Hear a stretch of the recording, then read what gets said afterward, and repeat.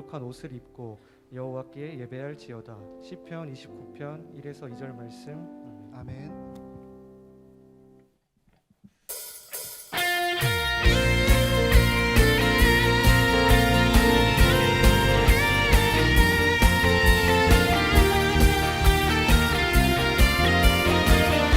성령 임하소서. 성령이여 임하소서. 메마른 나의 심령 위에 주님의 은혜에 담비 내려 나를 벅적 씌워 주옵소서. 주의 권세 주의 능력 지금 이 시간 임하소서. 악한 권세 모두 깨뜨리고 주님 나라 임하소서. 영광 할렐루야. 예수의 그 피가 내게 승리 주네. 구원이 되시네. 영광 할렐루야. 예수의 이름이 능력되네. 소망이 되시네. 아멘. 성령여 임하소서. 성령이여 임하소서. 메마른 나의 심령 위에 주님의 은혜에 담비 내려 나를 벅적 씌워 주옵소서. 주의 권세 주의 능력 지금 이 시간 임하셔서 악한 권세 모두 깨뜨리고 주님 나라 임하소서. 영광 할렐루야. 예수의 그 피가 내게 승리 주네. 구원이 되시네. 영광 할렐루야. 예수의 이름이 능력되네. 소망이 다시 한번 고백합니다. 성령이여 임하소서. 성령이여 임하소서. 메마른 나의 심령 위에 주님의 은혜에 담비 내려 나를 벅적 씌워 주옵소서. 주의 권세 주의 능력 지금 이 시간 임하셔서 악한 권세 모두 깨뜨리고 주님 나라 임하소서. 아멘. 영광 할렐루야. 예수의 그 피가 내게 승리 주네. 구원이 되시네. 영광 할렐루야. 예수의 이름이 능력되네. 소망이 되시네. 영광 할렐루야. 영광 할렐루야. 예수의 그 피가 우리에게 능력이 됩니다. 내게 승리 주네. 구원이 되시네. 영광 할렐루야. 예수의 이름이 능력되네. 소망이 되시네. 아멘. 우리에게 부어주신 성령님 언제나 역사하실 그 주님의 은혜를 오늘도 사모하며 고백합니다. 할렐루야. 내 안에 부어주소서. 내 안에 부어주소서. 성령의 충만한 기름을 내 안에 충만케 하소서. 성령의 기름 내 안에 부어주소서. 내 안에 부어주소서. 성령의 충만한 기름을 내 안에 충만케 하소서. 성령의 기름 내게 기름 가득할 때 내게 기름 가득할 때 주의 복음 전할 수 있네. 내게 기름 가득할 때 주의 사랑 외치네. 그날에 우리 주께서 밤중에 찾아오실 때에 기름 준비된 자만이 잔치 자리 들어가네. 그날에 우리 주께서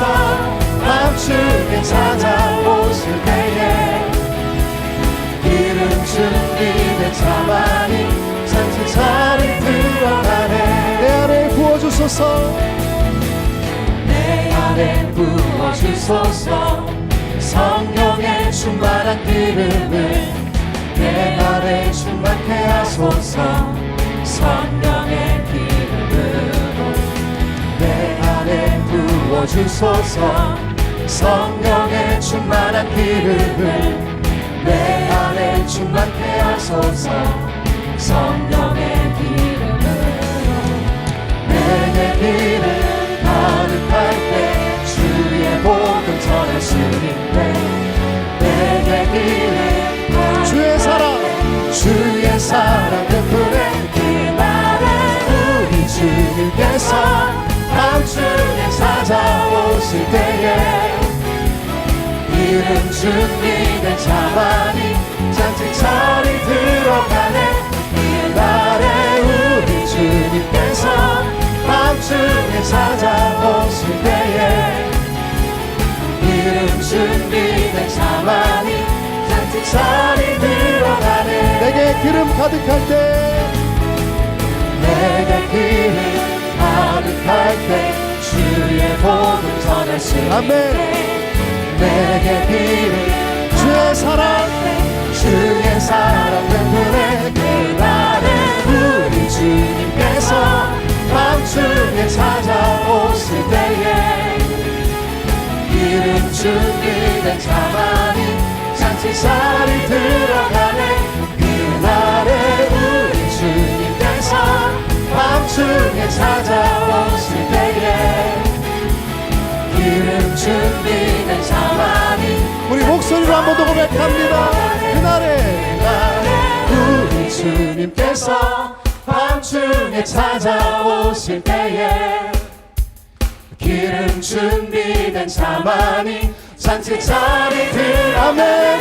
그날에 우리 주님께서 밤중에 찾아오실 때에 기름 준비된 자만이 잔치 자리 들어가네.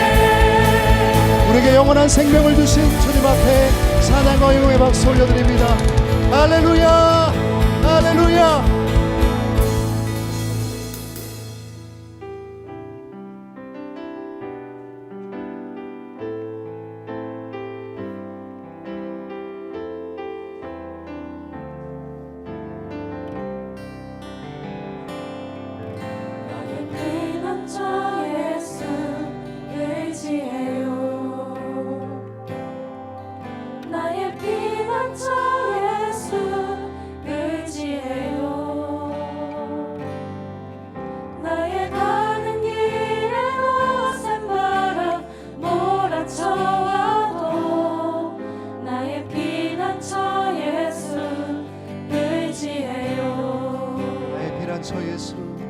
나의 피난처 예수 의지해요. 나의 피난처 예수 의지해요.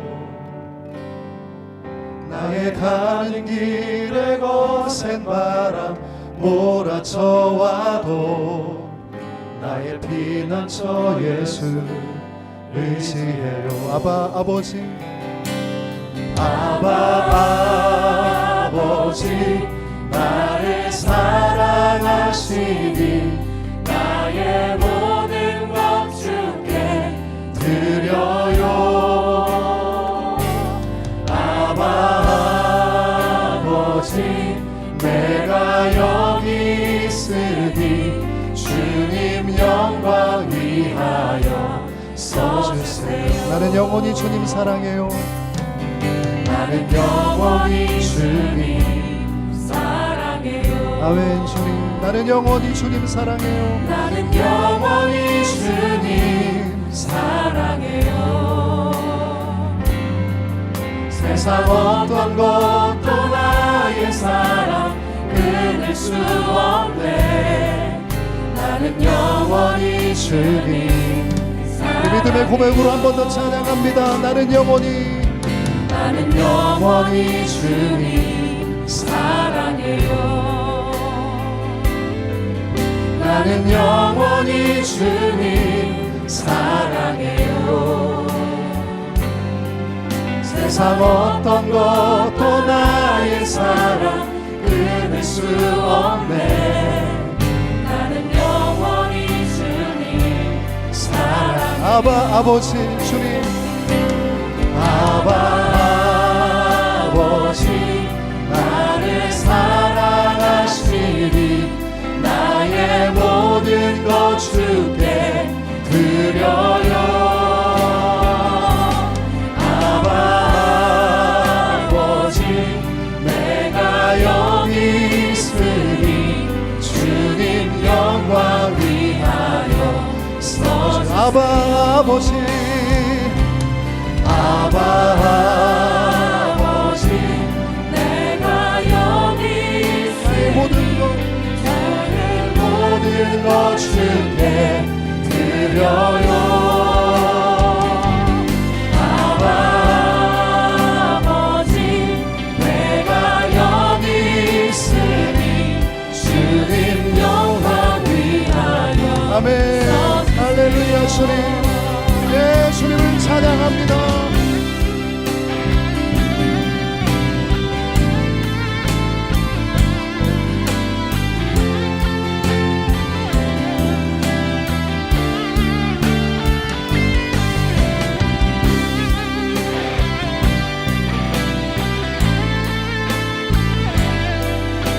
우리 함께 고백하시면서 선포합니다.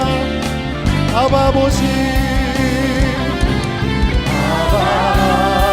아버지 나를 사랑하시니 나의 모든 것 주께 드려요. 아버지 내가 여기 있으니 주님 영광 주님 교회 위하여, 주님 교회 위하여 주님 나라 위하여, 주님 나라 위하여 써주세요. 예, 주님 고백합니다.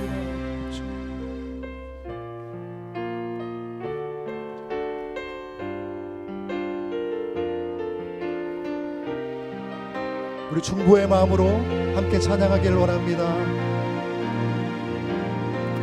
이 땅의 동과 서남과 북 가득한 죄야 용서하소서.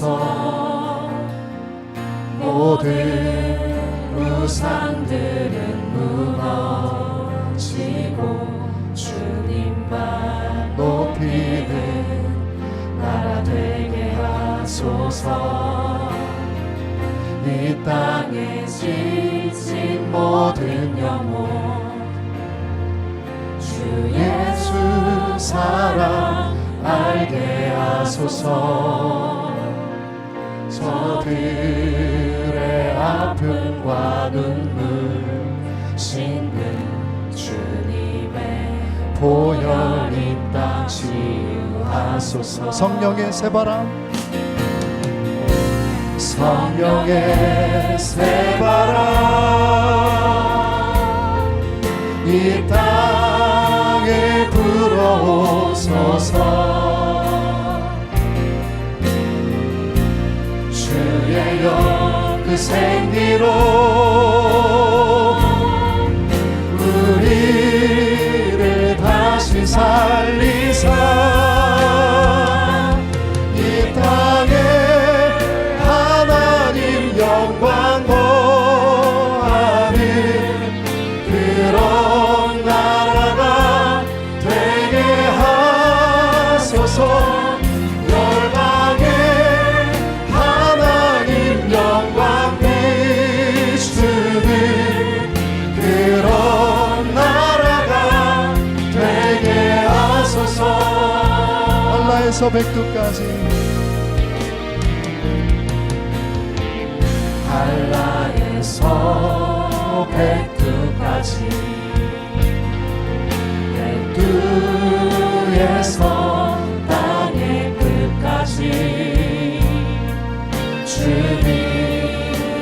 것을 길에 비하며 주님만 섬기는 나라 되게 하소서.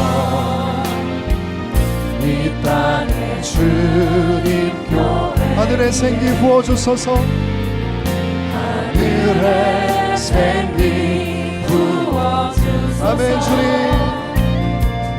열방을 치유하는 주 백성 주님의 군대를 일으켜 주소서. 성령의 새바람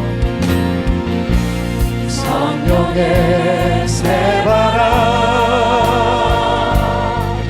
이 땅에 불어오소서. 주의 영 그 생기로 우리를 다시 살리사 우리를 다시 살리사 이 땅에 하나님 영광 거하는 그런 나라가 되게 하소서. 열방에 하나님 영광 비추는 그런 우리 한 번 더 고백합니다. 성령의 새바람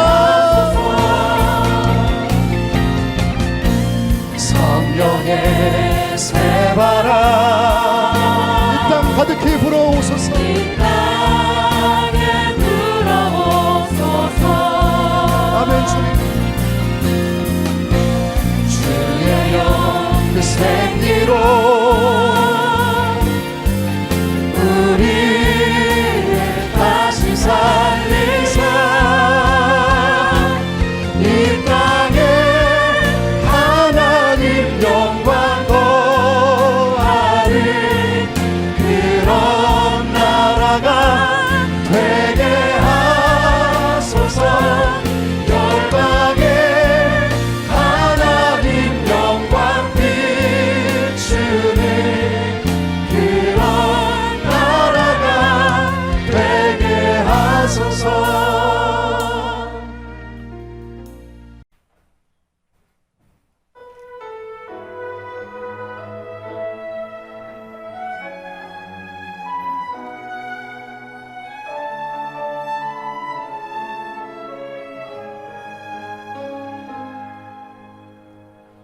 나는 스스로 있는 하나님이라. 나의 앞에서 신을 벗으라. 나는 너희를 지은 하나님이라. 나의 언약을 기억하여라.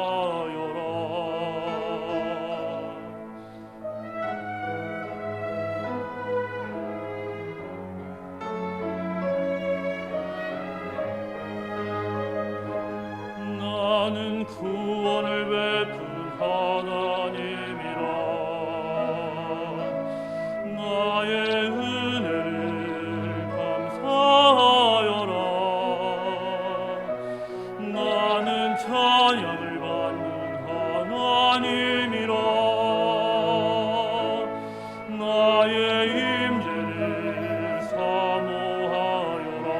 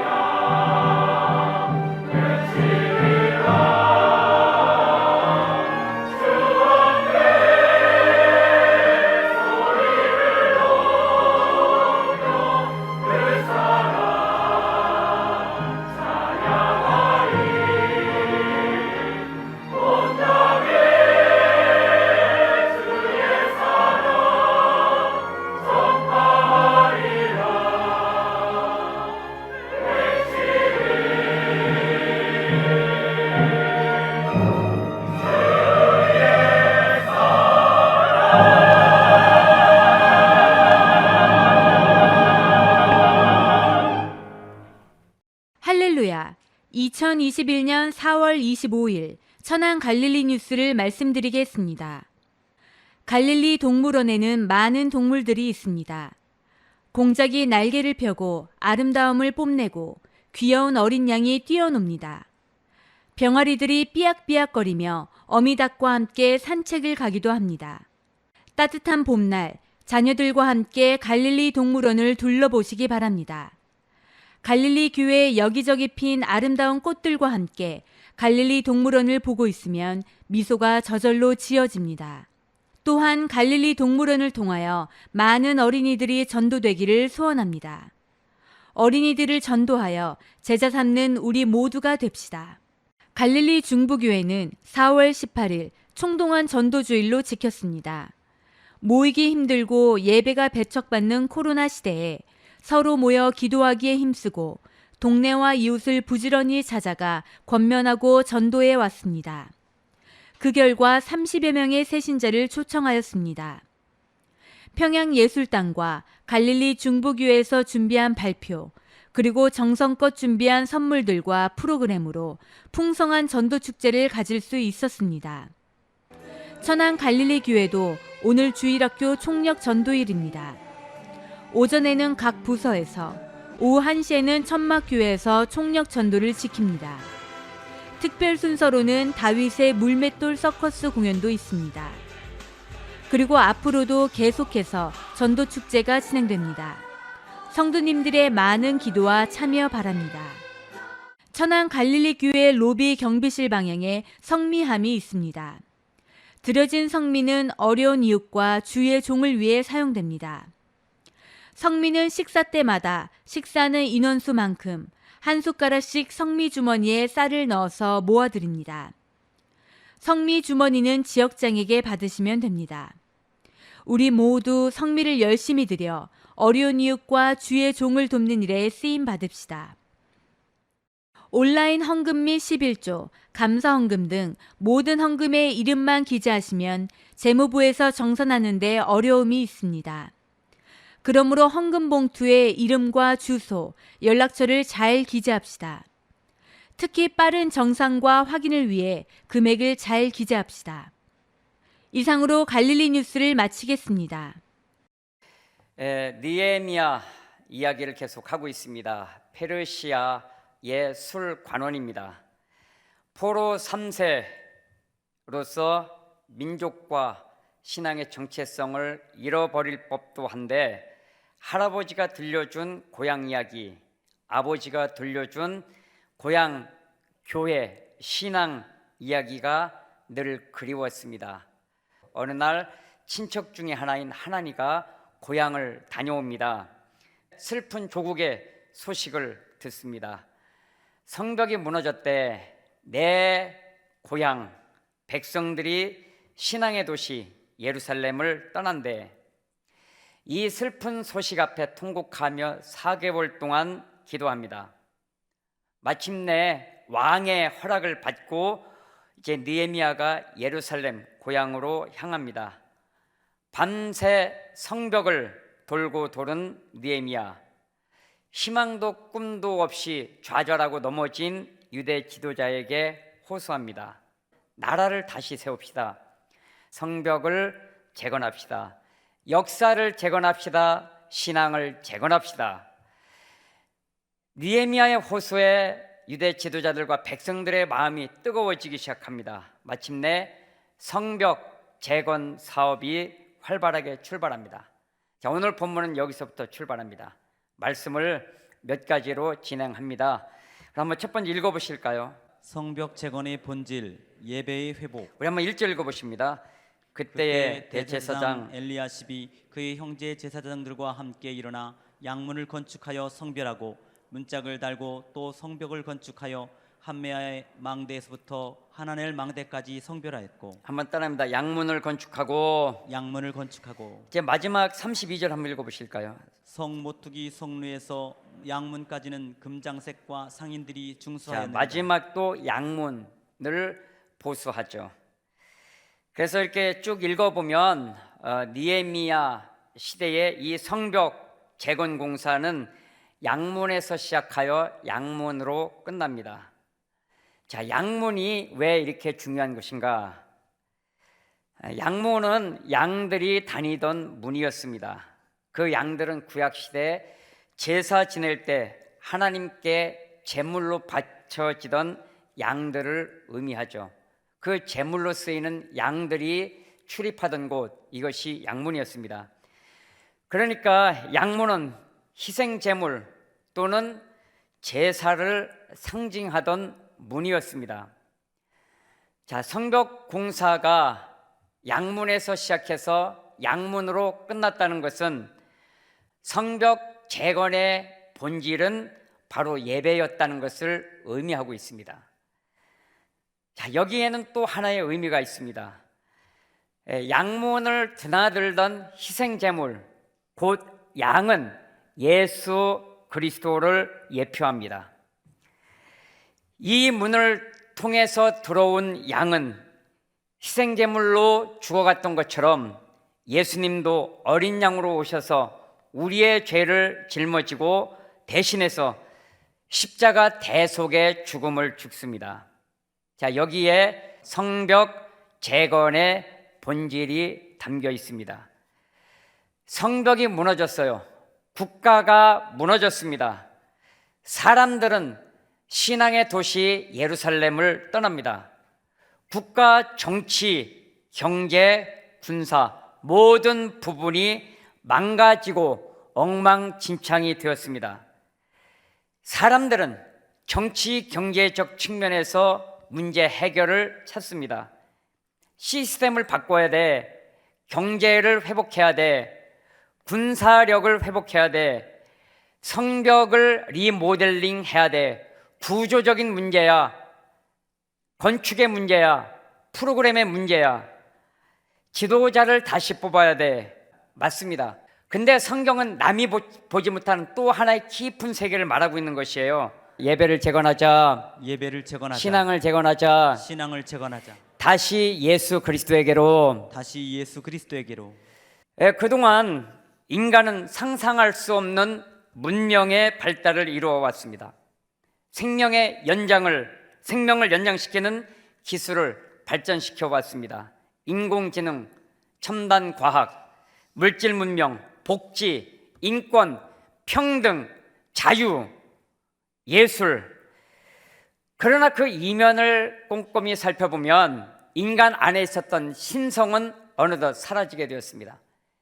우리 안에 내재되어 있었던 하나님의 형상은 서서히 희미해져만 갑니다.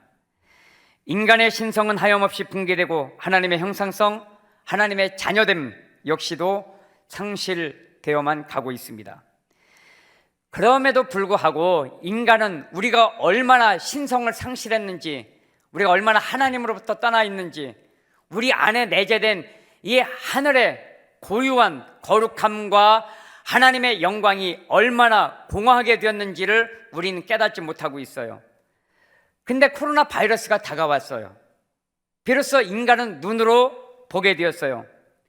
이 세상이, 우리 자신이 교회로부터, 예배로부터, 신앙으로부터 얼마나 멀리 떨어져 왔는지를 우린 비로소 보기 시작을 했습니다.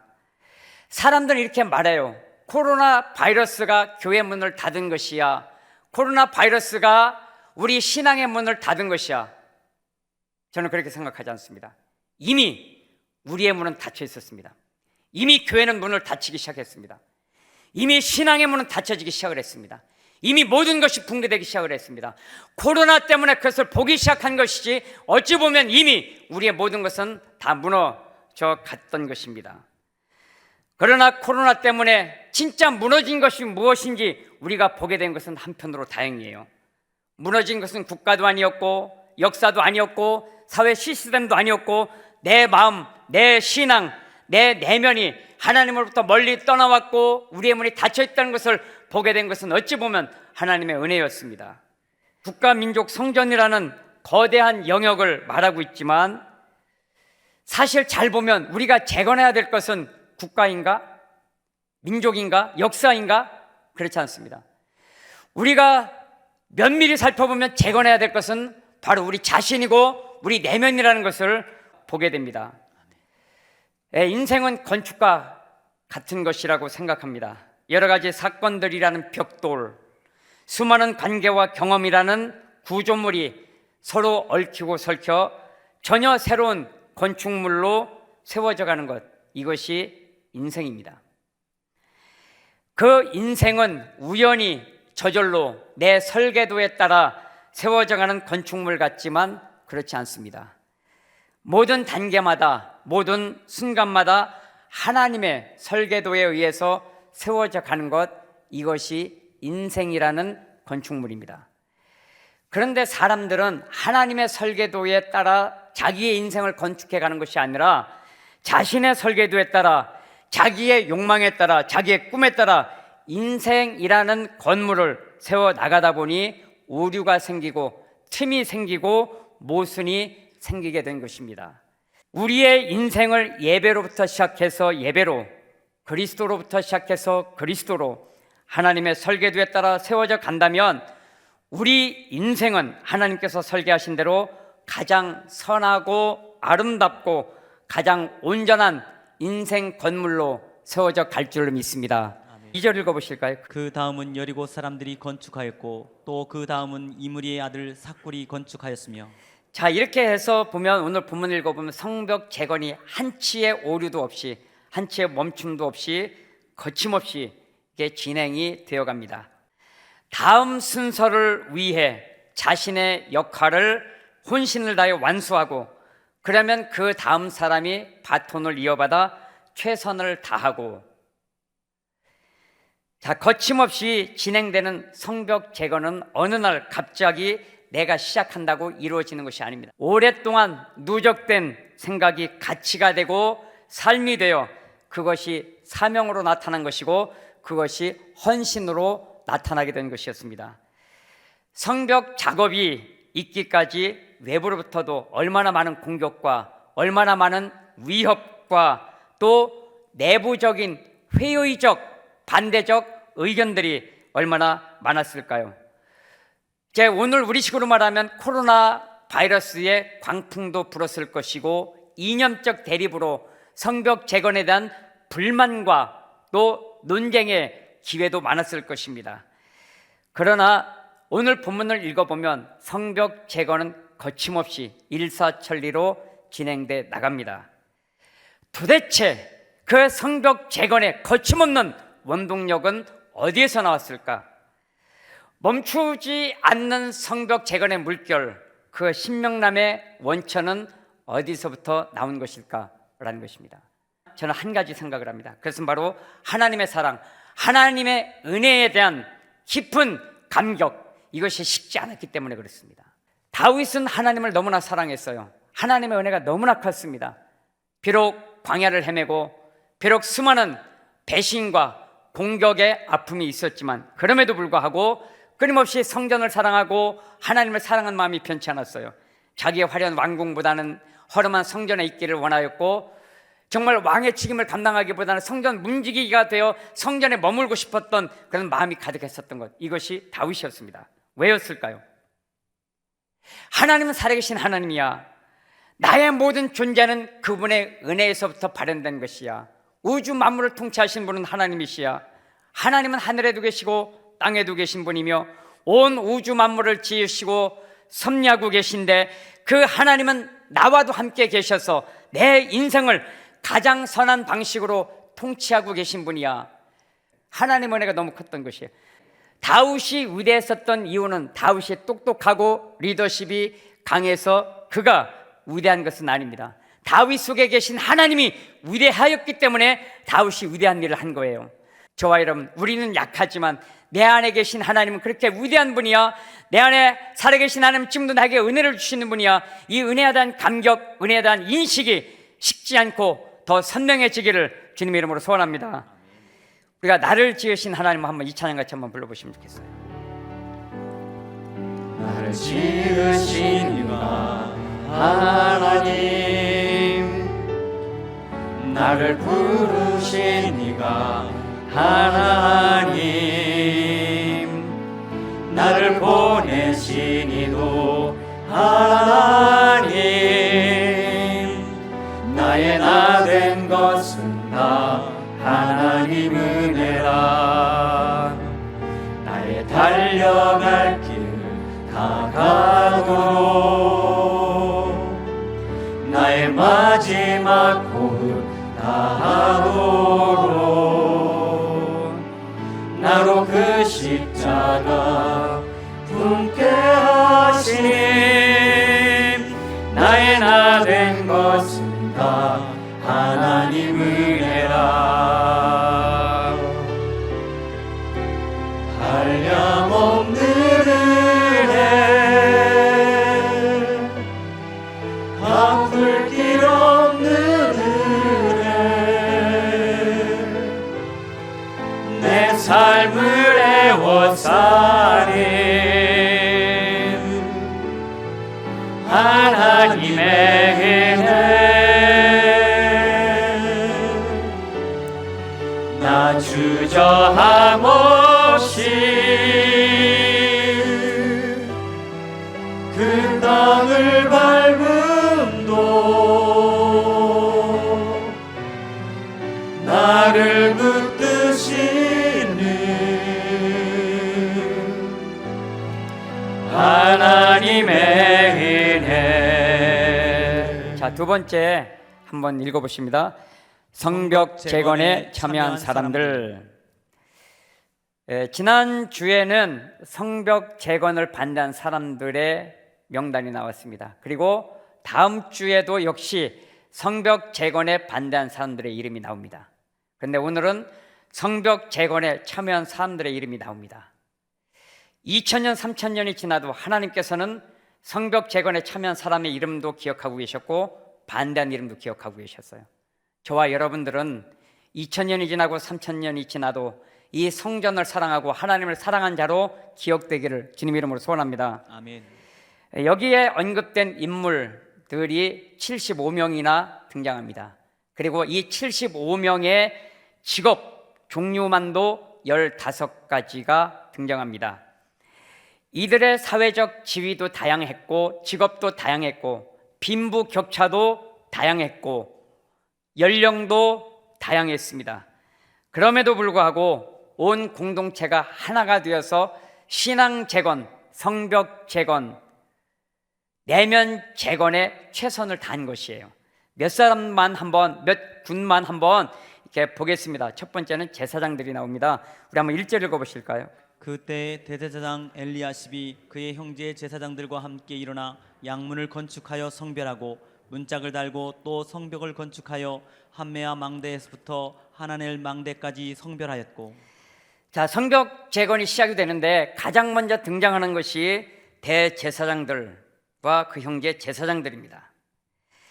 대제사장 엘리야십을 비롯한 제사장들이 가장 먼저 가장 중요한 북쪽 양문과 함메아 망대와 하나넬 망대를 건축합니다.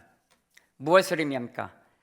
지도자들이 가장 앞장서 힘겨운 시대에 힘겨운 영역에서 헌신하고 희생을 앞서 했다는 것을 의미합니다. 여러분, 이 시대가 문제가 무엇입니까? 지도자가 희생하지 않는다는 것이에요. 이 시대의 문제는 지도자들이 희생하지 않는 데 있습니다. 아니, 지도자들이 오히려 그 직임을 이용해서 자기의 유익을 구할 수 있다는 것이죠. 일제시대에 6.25 시대에 70년대 가난의 시대를 지나면서 우리 믿음의 선배들이 보여준 것이 있었다면 그것은 희생이었습니다. 예수님처럼 낮아지고 섬기고 대속적 죽음의 길을 걸어간 것이죠. 근데 어찌 보면 이 시대 저도 마찬가지 제 자신을 보고 하는 것이죠. 과연 제가 희생적인가? 희생을 감수하고 있는가? 이런 고통과 고난의 여정이 있을 때 과연 피하지 않고 앞장서 가고 있는가? 라고 생각을 해보면 저는 그렇지 못하고 있는 것 같아요. 느헤미야와 유대 백성들이 지금 이런 길을 걷고 있는 것입니다. 희생하고 섬기고 힘겨운 여정을 앞장서 걷고 있는 것이죠. 자, 저를 포함한 우리 갈릴리 교회 목사님들, 장로님들, 부장님들, 우리가 먼저 희생하고 낮아지고 남들이 가지 않는 힘겨운 일에 앞장서 갈 수 있는 저와 여러분 되시길 주님 이름으로 소원합니다. 아멘. 두 번째는 하스나라는 사람이 나와요. 우리 3절 한번 읽어보실까요? 어문은 하스나의 자손들이 건축하여 그 들보를 얹고 문짝을 달고 자물쇠와 빗장을 갖추었고. 자, 하스나라는 이름의 뜻은 가시가 많다라는 뜻입니다. 그러니까 이 사람은 상처가 굉장히 많은 사람이었어요. 또는 남에게 아픔도 주고 남에게 가시와 같은 존재이기도 했습니다. 하지만 가시가 있던 가시를 주든 상관없이 이들 역시도 성벽 재건에 앞장서 참여했다는 것이에요. 여러분, 이것이 교회입니다. 교회는 상처 없는 사람만 모이는 것이 아닙니다. 교회는 온전한 사람만 모이는 것이 아닙니다. 흠결 있는 사람도 모여서 하나님 나라를 세워가는 것이 교회이고, 연약하고 가시가 있고 상처받은 사람도 예수 그리스도의 보혈의 능력에 힘입어 회복되어, 아직 회복되지 않았지만 회복될 것을 바라며 새하늘과 새 땅을 건설해 가는 것, 이것이 교회 공동체입니다. 교회는 의인들만 모인 공동체가 아닙니다. 교회는 죄인 공동체이고 흠결 많은 공동체입니다. 상처가 많은 자, 문제가 많은 자, 사연이 많은 자들이 모여 함께 예배드리며 우리가 회복되고 남들도 회복시키며 함께 온전한 성벽, 온전한 성전, 온전한 하나님 나라를 세워가는 것, 이것이 교회 공동체입니다. 세상은 상처 많은 사람들을 무시하고 조롱하고 짓밟고 수치를 주지만 하나님은 그런 상처 많은 사람들을 위해 이 땅에 오셨고 그 사람들을 가슴에 품으셨고 그 사람들을 위해 대신 십자가에 달려 죽으셨어요. 세 번째는 무술람이 나와요. 우리 한번 4절 읽어보십니다. 그 다음은 학고스의 손자 우리아의 아들 무레못이 중수하였고, 그 다음은 무사세벨의 손자 베레게의 아들 무슬람이 중수하였고, 그 다음은 바하나의 아들 사독이 중수하였고. 자, 이렇게 해서 무술람이 나오고 30절에도 보면 이제 무술람이 나오게 되죠. 이게 대부분 학자들은 이 무술람은 집이 없었던 사람이야. 아마 집이 없고 그리고 가난하고 여러 가지 삶이 녹록지 않은 환경이었던 사람이었습니다. 집이 없었고 전세살이었고 또 힘겨운 사람, 나중 형편이 좋아지면 성벽 재건에 참여해야지, 상황이 좋아지면 헌신해야지, 상황이 좋아지면 주일학교 교사해야지, 헌금을 해야지, 사역을 해야지, 사람들 이렇게 말했을 수도 있어요. 그럼에도 불구하고 환경상 성벽 재건에 참석할 수 없는 환경 속에서도 이 공사에 참여했다는 것이에요. 이게 이 성벽 공사에 참여했었던 사람들의 은혜로운 모습이었습니다. 마지막에 느디님이 나와요. 느디님, 우리 한번 26절 읽어보실까요? 그때 느디님 사람은 오벨에 거주하며 동쪽 수문과 마주대한 곳에서부터 내민 망대까지 이르렀느니라. 느디님은 원래 기브온에 속해서 여호수아 시대에는 이스라엘의 종이 된 사람이었습니다. 성전에서 허들의 일을 하던 종이었어요.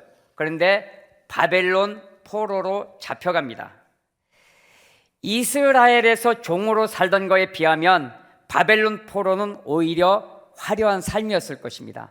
새로운 문명 아래 있었고 종이 아닌 포로로 살아가는 것이 어찌 보면 먹고 살기에는 더 나은 삶이었을 것입니다. 그러나 편안한 삶을 버리고 예루살렘으로 다시 귀환합니다. 왜 느디님은 화려한 바벨론 문명의 삶을 버리고 불편한 종살이했던 과거의 아픈 기억이 있는 이 예루살렘으로 돌아왔을까요? 이유가 있었습니다. 이들은 가나안 족속을 진멸하는 이스라엘 정복전쟁에서 살아남은 사람들이었습니다. 아까도 말씀드렸던 것처럼 종이었지만 하나님의 은혜를 경험했었던 사람들이었어요. 하나님의 은혜를 기억하고 있었던 사람이었습니다.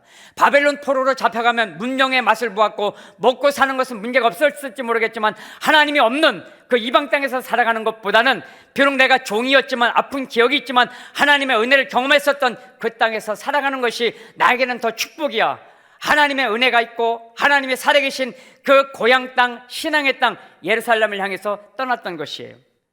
마지막 세 번째, 간단히 말씀드리고 마칩니다. 한번 따라합니다. 그 다음에 28번이나 그 다음에 그러니까 성벽이 온전히 완성될 때까지 한 번도 쉼 없이 멈춤 없이 그 다음에 또 한 영역이 완성되면 그 다음에 이렇게 성벽이 완성될 때까지 거침없이 이루어지고 있는 모습을 보여주고 있습니다. 성벽 재건에 참여한 사람들은 자기 몫을 다하였고 바톤을 다음 사람에게 연결해 주었습니다. 그리고 다음 사람은 여전히 사역을 계승해서 그 정신과 지표를 그대로 계승해 나갔던 것입니다. 이것이 교회 공동체의 원리입니다. 교회는 진보되어야 됩니다. 교회는 성숙하고 성장해야만 합니다. 성도도 진보해야만 합니다. 여러분, 진보란 무엇입니까? 성숙이란 무엇일까요? 바톤을 터치한다는 것이 무엇일까요? 아버지가 장로였으면 그 자식은 목사가 되는 것이 신앙의 진보일까요? 아버지가 목사였으면 그 자식은 감독이 되고 더 화려한 명예를 얻는 것이 진보일까요? 그렇지 않습니다. 아버지가 장로, 목사였다면 자식은 부모보다 더 깊이 하나님을 내적으로 체험하고 더 깊이 예수님처럼 더 깊이 성숙해 가는 것, 이것이 그 다음의 본질일 것입니다. 창세기 12장에 보면 아브라함의 이야기가 나오죠. 너의 본토 친척 아비 집을 떠나 내가 너에게 지시하는 땅으로 가라. 그렇게 해서 아브라함의 이야기는 그의 인생이 끝나는 창세기 25장까지 15번의 장년, 낯선 장년이 계속 반복이 됩니다. 여러분, 신앙이라는 것은 떠남입니다. 그냥 이 자리에 나온 것도 참으로 위대한 것입니다. 그러나 신앙의 본질은 떠남입니다.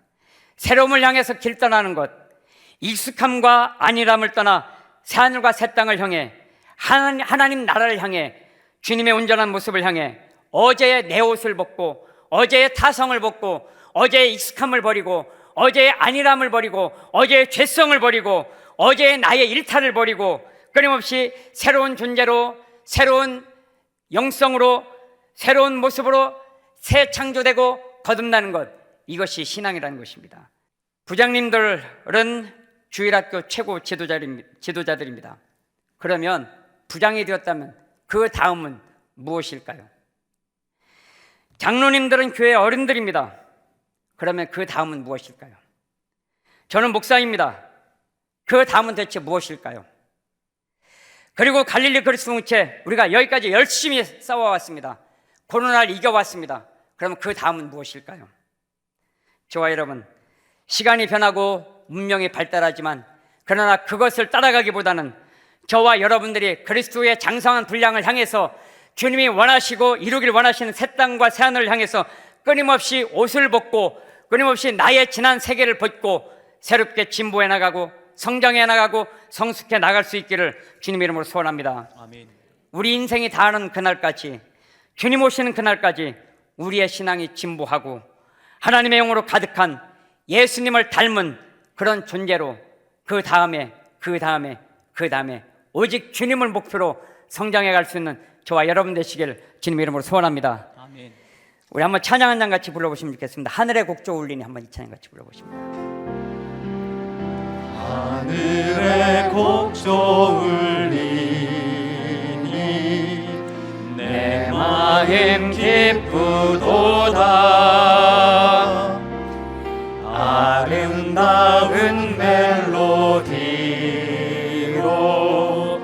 날마다 주 찬양해 노래하는 순례자 구주의 손잡고 약속의 땅 찾아서 길 가는 순례 3절 언젠가 강 건너 언젠가 강 건너 주를 기쁘게 만나리라. 순례자 가는 길에는 두려움 없으리라. 노래하는 순례자 구주의 손잡고 약속의 땅 찾아서 길 가는 순례자.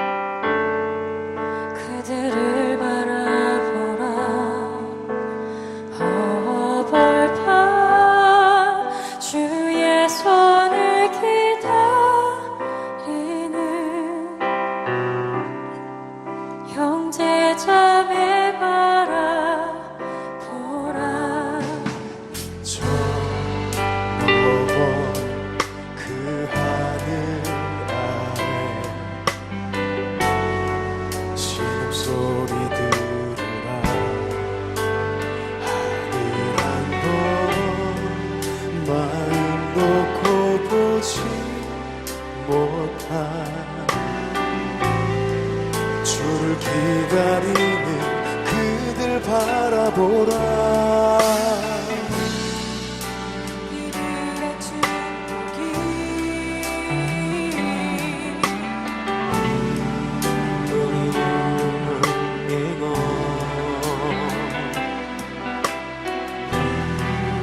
우리의 풍성이 우리의 번역함이 그들의 흘리는 길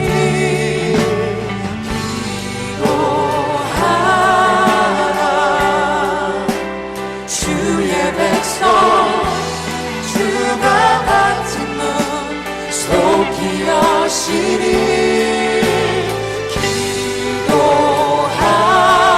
기도하라 주의 백성 주가 맡은 나 속히 허시게 하라 그 victory 버리지 않으시는 아버지여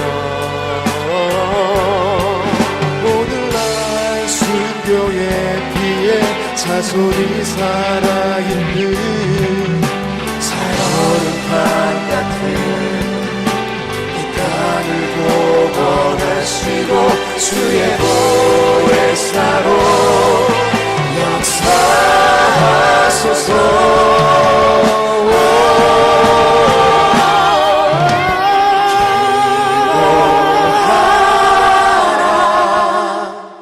주의 백성 주가 닫힌 문 속히 여시리 기도하라 주의 백성 주가 맡은 나 속히 허시게 하라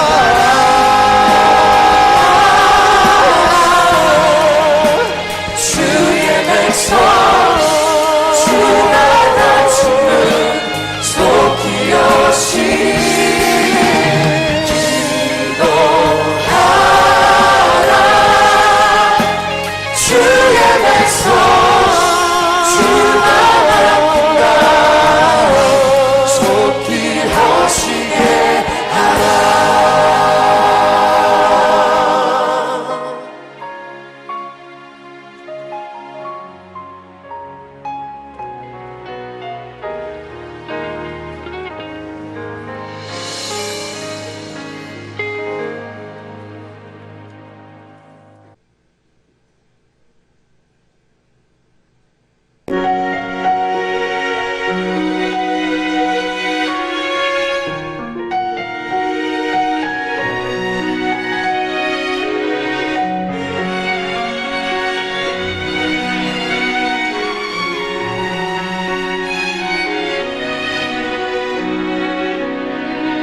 어두운 세상에 빛으로 오신 힘 없는 자들에게 소망이 되신 가난한 자들에게 기쁜 소식을 우리 향한 주님의 사랑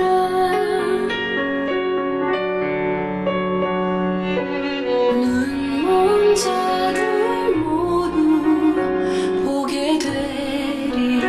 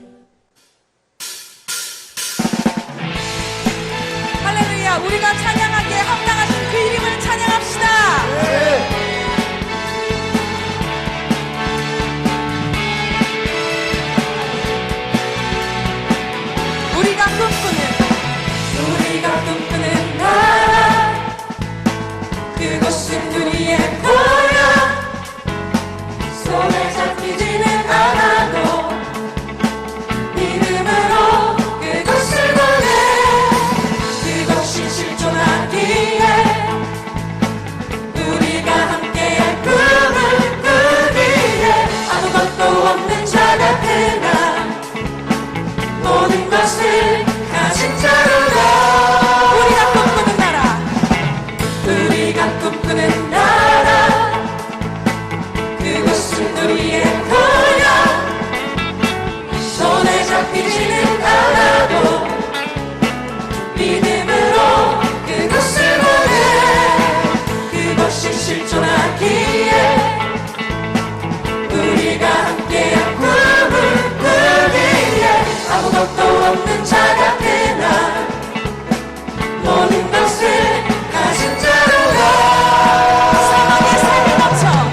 사막의 샘이 넘쳐 흐르고 사자와 어린 양이 뛰노는 그곳 어린이 독사들에서 나오고 가는 그곳에 하나님을 바라가 사막의 샘이 넘쳐 흐르고 사자와 어린 양이 뛰노는 그곳 어린이 독사들에서 나오고 가는 그곳에 하나님을 바라가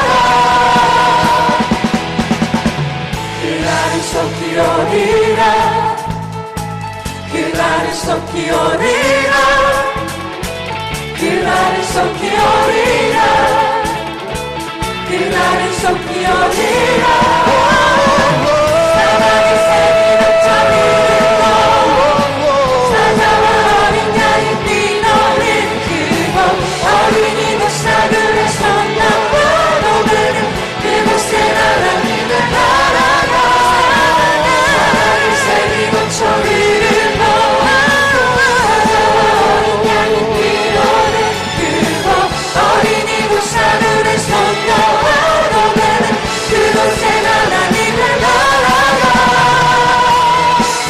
할렐루야 우리 주님만을 찬양합니다 우리의 찬양을 받아주시옵소서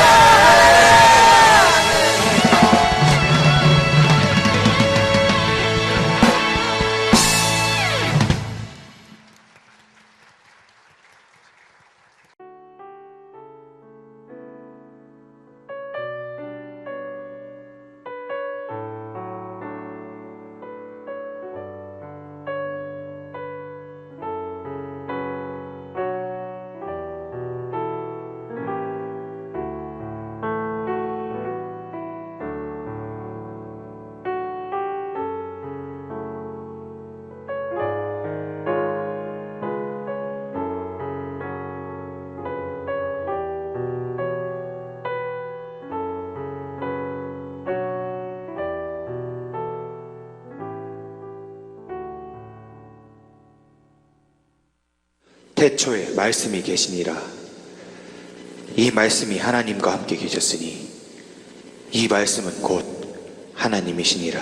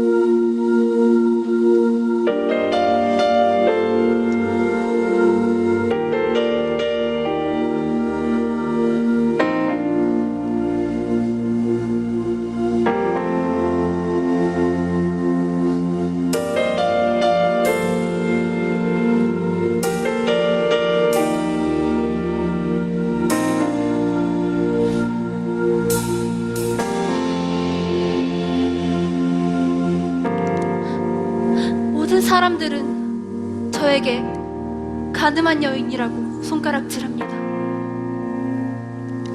제 외로움을 채워줄 사람은 아무도 없었습니다. 채우려고 하면 할수록 제 안에는 고독과 외로움만이 점점 더해만 갔습니다.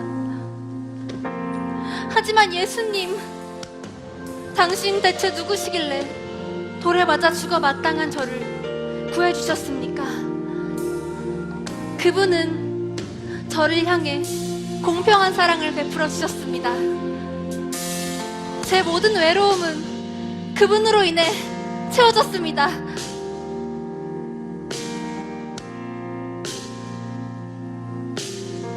저는 세리입니다. 사람들은 저를 민족의 반역자라 부르죠. 뿐만 아니라 하나님을 모독한다며 손가락질하고 소외시켰습니다. 제 안의 깊은 외로움은 그 어느 것으로도 채울 수 없었습니다.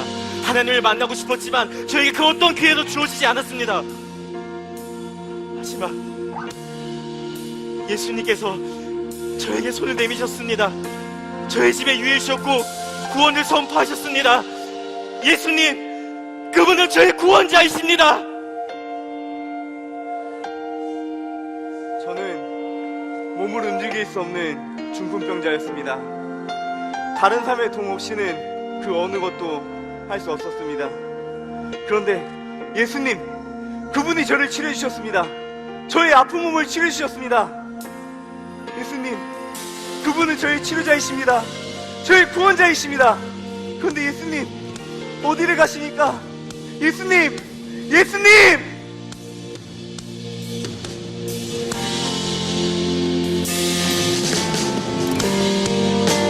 걷고 있네 높은 언덕 아무 말 없이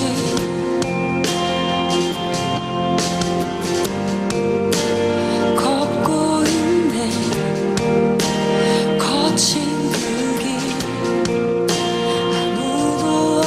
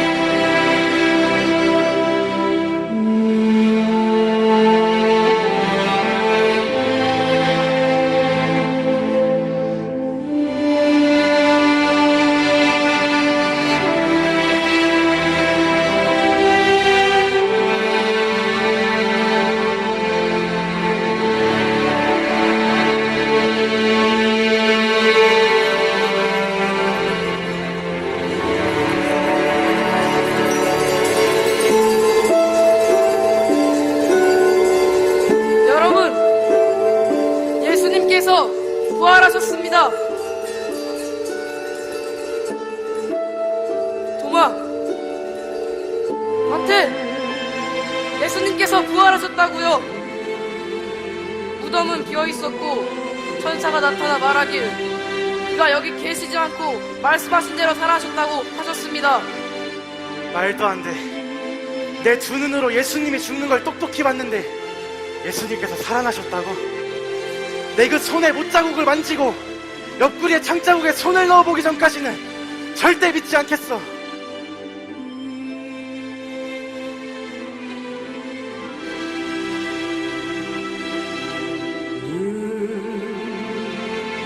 너희에게 평강이 있을지어다.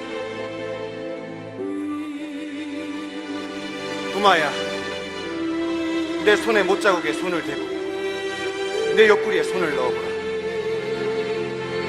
예수님, 그리하여 믿음 없는 자가 되지 말고 믿는 자가 되어라. 너희는 모든 민족을 제자로 삼아 아버지와 아들과 성령의 이름으로 세례를 베풀고 내가 분부한 모든 것을 가르쳐 지키게 하라. 볼지어다 내가 세상 끝날까지 너희와 항상 함께 있으리라.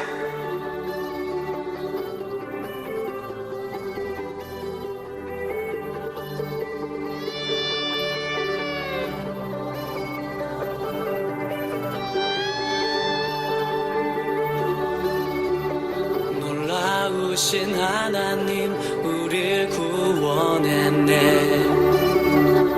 죽음에서 건지신 구원의 방주.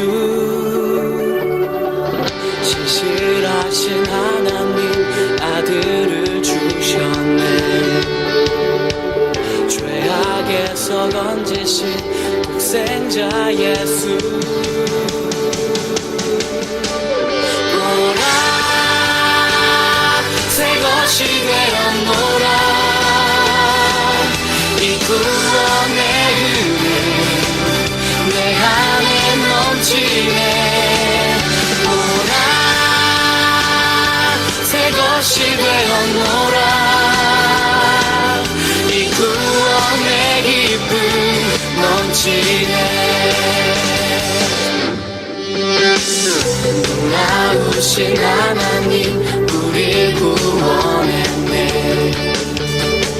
죽음에서 건지신 구원의 방주. 신실하신 하나님 아들을 주셨네. 죄악에서 건지신 독생자 예수. 보라 새 것이 되었노라. 이 구원의 은혜 내 안에 넘치네. 보라 새 것이 되었노라.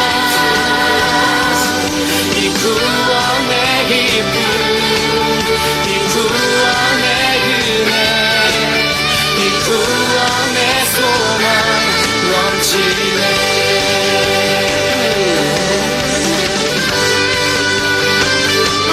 그리스도 안에 있으면 새로운 구조물이라. 보라 이전 것은 지나갔으니 새 것이 되었도다. 할렐루야.